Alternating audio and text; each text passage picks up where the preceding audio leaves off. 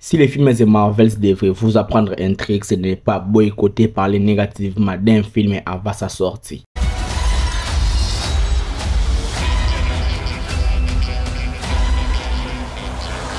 Jusqu'à la minute indiquée dans les titres de la vidéo, je vais parler du film The Marvels sans spoiler. The Marvels est l'histoire d'une équipe de 3 super-héros composés de Monica Rambeau, Carol Danvers et Kamala Khan. Ils vont avoir un problème de changer de place à chaque fois qu'ils utilisent leur pouvoir. Et dans ce film, ils vont tenter de régler ce problème tout en rencontrant quelques soucis en route. Contrairement à ce que tout le monde disait avant la sortie du film, personnellement j'ai kiffé le film et j'ai passé un agréable moment. Le film n'est pas excellent non plus, le film n'est pas aussi dégueulasse, c'est juste un bon film facilement regardable et c'est un très bon divertissement. Je trouve que les effets spéciaux sont plutôt réussis, même s'il y a quelques fois où le fond vert se fait ressentir, notamment dans les scènes de l'espace où l'on ressent vraiment les profondeurs de l'image. Et aussi dans quelques plans larges filmés sur des personnages, on peut voir des contours autour, ce qui fait vraiment ressentir le fond vert. Mais mis à part ça, je trouve que le style visuel du film et The Marvels est vraiment une grosse réussite pour le MCU. Vu le budget qu'ils ont mis dans le film, c'était normal. Le film apporte quelque chose de nouveau visuellement dans le MCU et ça j'ai largement kiffé. Il y a des bonnes idées de mise en scène qui n'ont pas si développé au maximum, mais c'est quand même cool. Même s'il y a quelques plans défaillants, je dois vous le dire que niveau visuel, le film The Marvels, personnellement ça m'a plutôt convaincu. J'ai vu le film The Marvels en 3D, contrairement au film Ant-Man et la guerre Quantumania, avec The Marvels ça a vraiment très bien marché. Niveau histoire, ce n'est pas le film le plus mémorable de l'univers Marvel. Le film a quand même de bonnes thématiques, mais ce n'est pas excellent non plus. Je pense que le but de Marvel c'était juste que les fans passent un super bon moment et c'est tout. Et on voit que le film passe très vite puisqu'il y a certains plans du film qui ont été coupés. Les thématiques du film sont quand même intéressantes, mais ce n'est pas waouh non plus. C'est juste une histoire basique peu intéressante qu'on a déjà vu dans plusieurs films de super-héros. Même si The Marvel a quand même mis quelques idées de mise en scène pour corriger cela. Je trouve que Marvel avait de bonnes idées de mise en scène à vraiment développer au maximum dans ces films, mais ils n'ont pas su faire cela, ils ont eu peur. Et je les trouve assez dommage, ils auraient dû pousser les délires à fond, ça aurait dû être incroyable. Ils ont tenté de bons trucs, les trucs qu'ils ont tentés ont super bien marché, mais ils n'ont pas su amener les délires à fond. Je trouve l'idée de changer de place à chaque fois qu'ils utilisent leur pouvoir, c'était une super bonne idée. Les plans du film et les scènes de combat sont très bien filmées et ça j'ai super bien kiffé. Il y a une très bonne chorégraphie et les scènes de combat sont partout dans les films.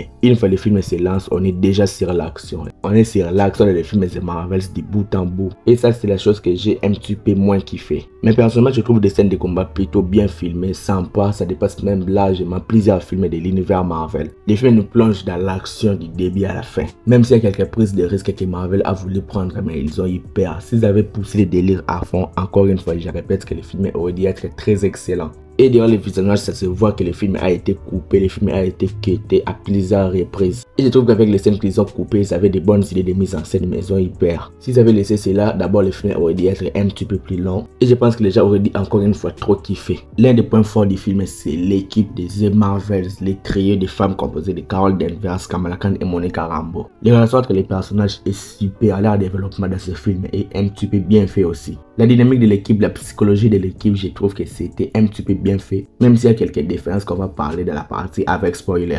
Les scènes de combat entre les trois, les scènes de chorégraphie de combat, c'était magnifique, c'était les points forts du film. Et je dois l'avouer, les coups de cœur de cette équipe, c'était pour moi Kamala Khan alias Miss Marvel.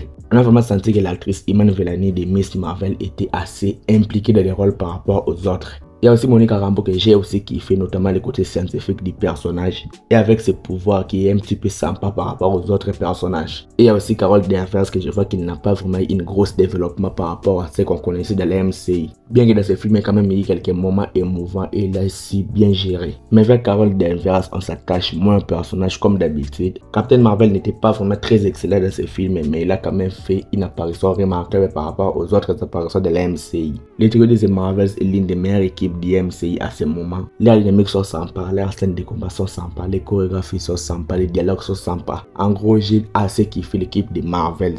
Si on devait parler des personnages secondaires, je vais parler en première partie de Nick Fury. Je trouve qu'il était là juste pour faire des blagues. Les personnages de Nick Fury font des blagues dans tous les dialogues qu'il a dans les films. Et je pense que c'est un petit peu exagéré. Comparé au Nick Fury qu'on a vu dans les premiers films Avengers, avec ce Nick Fury, ils sont deux personnages totalement différents. Nick Fury dans les films, je n'ai pas très bien apprécié. Même s'il y a quelques blagues qu'il a fait dans les films qui m'ont quand même fait rire. Mais voir le développement de Nick Fury de la MCU, c'est un vrai désastre. On doit aussi parler de la famille de Kamala Khan que j'ai super bien kiffé. Ce sont les personnages secondaires qui ont été les plus attachants. C'est la famille de Kamala Khan qui a donné au film quelques moments les plus émouvants. Il y a aussi les personnages de Yann Daladna qui personnellement j'ai un petit peu kiffé dans les films, bien qu'il a fait une petite apparition. Il y a aussi quelques caméos qui ont apparu dans les films, même s'il y a quelques-uns qui ont été un petit peu kiffants et quelques-uns qui ont été là juste pour être là et sans utilité. Et il y a un caméo qui était là juste pour les facilités scénaristiques et rien d'autre. Et bien sûr, je vais pas spoiler les caméos, j'ai parlé de ça dans la partie avec spoiler. Dans les trailers du film, le film a été dépeint comme un film avec trop d'humour, trop de scènes drôles, mais non, pas du tout. Je trouve le film un petit peu sérieux par rapport à ce qui a été vendu. Et à ce niveau-là, je trouve la promotion de Marvel Studios un petit peu désastreuse. Vendez le film comme il est réellement au lieu de faire des publicités mensongères qui n'ont pas très bien marché dans les trailers. Et ça, je trouve que c'est bidon de la part de Marvel Studios. Vous modifiez des scènes des trailers pour que le film soit un petit peu un film pop, un film divertissant, un film drôle. Alors que le film est un film sérieux et un film très émotionnel. Si on doit parler de l'humour du film, l'humour est bien dosé. C'est là pour être là dans des bons moments. Ce n'est pas là pour dédramatiser des scènes. Ce n'est pas là pour casser l'ambiance. C'est là pour de bonnes raisons. Je trouve juste que les personnages qui ont fait un petit peu trop avec l'humour, c'était Nick Fury. Mais mis à part ça, la famille de Miss Marvel et lui-même Miss Marvel était parfait. L'humour du film n'est pas très désastreux par rapport au film Thor Love and Thunder et je trouve que c'est très bien dosé et très utile. Et maintenant nous allons parler de la méchante du film nommé Darwin. Et pour vous dire, c'est l'une des méchantes les plus nulles, l'un des méchants les plus nuls de l'univers Marvel. Le méchant est juste oubliable. Il a certes de bonnes ambitions, certes il veut faire une bonne action, mais je trouve que la manière de procéder n'est pas totalement très bien fait et aussi le méchant n'est pas du tout mémorable. C'est juste un méchant oubliable et un méchant pas très intéressant. La méchante du film n'a zéro charisme, il a zéro scène mémorable. Et je pense que la méchante du film est le gros point négatif de ce film. Le méchant n'a zéro charisme et il a rien fait d'intéressant dans ce film.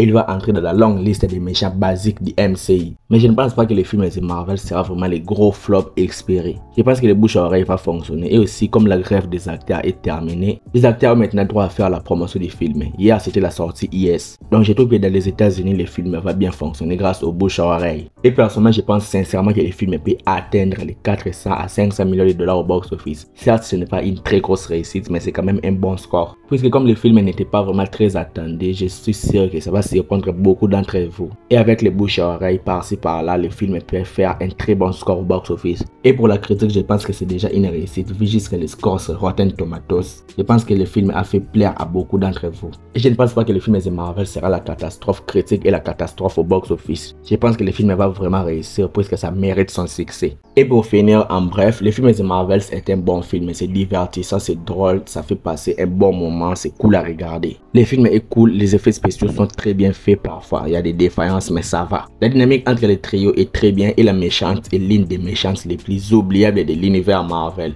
Et ça va surprendre un bon nombre de personnes qui ont boycotté le film avant sa sortie. La fin du film et la scène post-générique disent de grandes choses pour l'avenir du MCU, chose qu'on va parler de la partie avec spoiler. Et pour ma part, le film m'a quand même convaincu. Fini la partie sans spoiler, maintenant nous allons passer de la partie avec spoiler dans 3 secondes. D'abord, l'une des choses que j'ai le plus adoré dans le film, c'est la scène des chats. La scène où les chats dévorent des hommes pour les sauver, pour aller les téléporter sur Terre, c'était exceptionnel. C'est une scène qui est un petit peu horrifique, mais c'est quand même cool. Et personnellement, ce genre de scènes, c'est vraiment des scènes que je kiffe voir dans les MCU. Il y avait aussi un problème d'affection, un petit conflit entre les personnages de Carol Danvers et Monica Rambeau. C'était une chose que le film devait vraiment se concentrer au maximum. Et devinez quoi, ça s'est réglé dans 2 phrases. Et je l'ai trouvé un petit peu dommage. Dans le film, il y a des bracelets. Il y a les bracelets de Kamala Khan et les bracelets qui se trouvent dans la main de Darwin. À la fin du film, Kamala Khan obtient les 2 bracelets, les porte dans ses mains et l'utilise en tant qu'un personnage super puissant. Maintenant, la question de savoir à la fin du film, les personnages n'avaient qu'un seul bracelet. Et maintenant, la question de savoir où est le 2e bracelet. Donc c'était une petite incohérence qui m'a un petit peu interpellé durant mon visionnage du film. Il y a aussi une scène où Kamala Khan a utilisé ses pouvoirs sans avoir les 2 bracelets en main. Pour ceux qui n'ont pas compris cette scène, il faut savoir que Kamala Khan est une mutante. Elle a des chaînes X en elle et le bracelet c'est juste pour canaliser. Et le bracelet était l'élément déclencheur et ça sert juste à canaliser pousser sa puissance, dont le personnage a le pouvoir en elle et c'était une mutante. Le caméo du personnage de Valkyrie était la chose la plus nulle que j'ai vue dans le film, et ça va à l'encontre de toutes les choses qu'on a vues dans la série Secret Invasion pour ne pas spoiler. Donc je pense que c'est aussi une incohérence vu les événements de la série Secret Invasion. Ramener les Skrulls sur New Asgard, c'était pas vraiment la chose à faire. Il y a aussi la planète d'Aladna, planète où les habitants parlaient en chantant et en dansant. Je pense que c'était une bonne idée de mise en scène, c'était vraiment une chose que Marvel devait pousser à fond. Maintenant, la scène a duré 5 minutes et ils ont passé à autre chose et je trouve ça vraiment dommage. Parce que personnellement, j'ai kiffé la scène. C'était quelque chose qui allait apporter au film de Marvel quelque chose d'unique. Ils ont eu peur et je trouve ça un petit peu dommage. À la fin du film, il y a aussi Monica Rambeau qui se sacrifie en fermant une brèche qui s'est ouverte dans les multivers. Et grâce à ça, le personnage de Monica Rambeau s'est coincé dans une autre réalité. Et personnellement, je trouve que la scène de sacrifice de Monica Rambeau était un petit peu forcée pour encore augmenter le côté émotionnel du film. Bien que c'est une bonne scène, mais c'était un petit peu forcé pour moi. On apprend de multiples choses sur ce qui s'est passé après le départ de Captain Marvel sur la planète Ala. En gros, il a détruit le territoire suprême de la planète d'Ala, ce qui a plongé la planète Ala dans le chaos. L'air de la planète est devenu irrespirable, il n'y a plus de soleil et il n'y a plus d'eau. Et les habitants créés de la planète Ala ont désormais surnommé le personnage de Captain Marvel l'annihilatrice. Et ce qui a engendré le méchant du film Darwin, et qui va aller dans plusieurs planètes pour récupérer les eaux, pour récupérer l'air, et aussi même dans notre système solaire pour récupérer le soleil. Donc c'était des bonnes thématiques en soi, mais je trouve que ce n'est pas très bien développé. Il y a aussi la scène de combat de la maison de Kamala Khan, c'était la meilleure scène du film en premier. Je trouve que dans cette scène, les caméras faisaient de très bons mouvements, les mises en scène étaient au top. Il y avait de très bonnes chorégraphies, c'était drôle, c'était divertissant, c'était la meilleure scène du film selon moi. Et à un moment donné, on voit les trios qui apprennent à coordonner, à bien utiliser leur changement de place, à bien coordonner leur pouvoir. Et dans la suite du film, ils n'ont jamais utilisé cette scène. La façon dont ils apprenaient à utiliser leur pouvoir ensemble, à bien se changer de place, c'était cool. Mais chose qui est dommage est qu'on les a jamais vus ensemble dans la suite du film utiliser ces compétences. Utiliser c'est pourquoi ils ont appris à utiliser leur pouvoir. C'était vraiment dommage pour moi. Ça aurait pu faire une très bonne scène à la fin du film. Et j'ai aussi aimé les côtés scientifiques de Monica Rambeau. La façon dont ils expliquent les choses, c'était incompréhensible mais c'était cool à écouter. Et il y a aussi Miss Marvel qui cherche un nom super héroïque à Monica Rambeau, qui cite même des noms tels que Professeur Marvel, Vision, etc. C'était vraiment cool. Mais chose qui est dommage est que Monica Rambeau n'a jamais eu des noms super héroïques dans ses films. Et il y a la dernière scène du film où on voit Kamala Khan débarquer dans l'appartement de Kate Bishop pour les recruter. Et ensemble, ils vont parler de la fille Danceman, ce qui est officiellement un teasing pour les Young Avengers prochainement dans les MCI. Parmi les projets qui n'ont pas encore été annoncés à la phase 6 du MCI, je suis sûr que les projets Young Avengers se trouvent dedans. Peu importe que ce soit un film ou une série, l'important est que les projets arrivent bel et bien dans les MCI. Je pense que c'était l'une des scènes post-génériques et ils l'ont coupé pour les mettre à la toute fin du film. La scène était cool pour moi et c'était encore cool de revoir les personnages de Kate Bishop dans les MCI. Et le teasing sur les Young Avengers est vraiment très cool. Et puis au final, nous allons parler de la scène post-générique du film, puisque le film compte qu'une seule scène post-générique. Dans la scène post-générique, nous voyons le personnage de Monica Rambeau qui se réveille dans un lit d'hôpital et se trouve désormais dans une autre réalité où il voit encore une fois sa mère, Maya Rambeau, qui ne le reconnaît pas. Là où il s'aperçoit qu'il s'est retrouvé dans une autre réalité. Et nous allons voir le personnage de Hank McCoy alias Les Fauves, interprété par l'acteur Kelsey Grammer. Et Les Fauves va mentionner le nom du professeur Charles Xavier. Et on s'aperçoit aussi à la fin que Maya Rambeau, qui est supposément être sa mère, est aussi une super héroïne. Et à la fin, nous allons voir qu'ils se trouvent tous dans les manoirs de Charles Xavier. Et à la fin, nous allons voir un logo indiquant X. Ce qui montre que le personnage de Monica Rambeau a atterri dans l'univers des X-Men de la Fox. Ce qui est l'une des meilleures scènes post-génériques du MCI. Ça notice l'arrivée des X-Men dans les MCI. Et ça m'a donné des gros frissons durant la séance. Et je pense que tout ça notice sincèrement le film Avengers Secret Wars. Je vais m'arrêter là, dites-moi donc ce que vous avez pensé du film The Marvels dans les commentaires. Like la vidéo si elle t'a plu et abonne-toi à la chaîne pour être renouvelé de mes prochaines vidéos. Suis-moi sur Instagram, TikTok et Twitter, les liens sont dans la description. C'était Jonathan Geek et je vous dis qu'on se retrouve trop vite pour une prochaine vidéo. Ciao.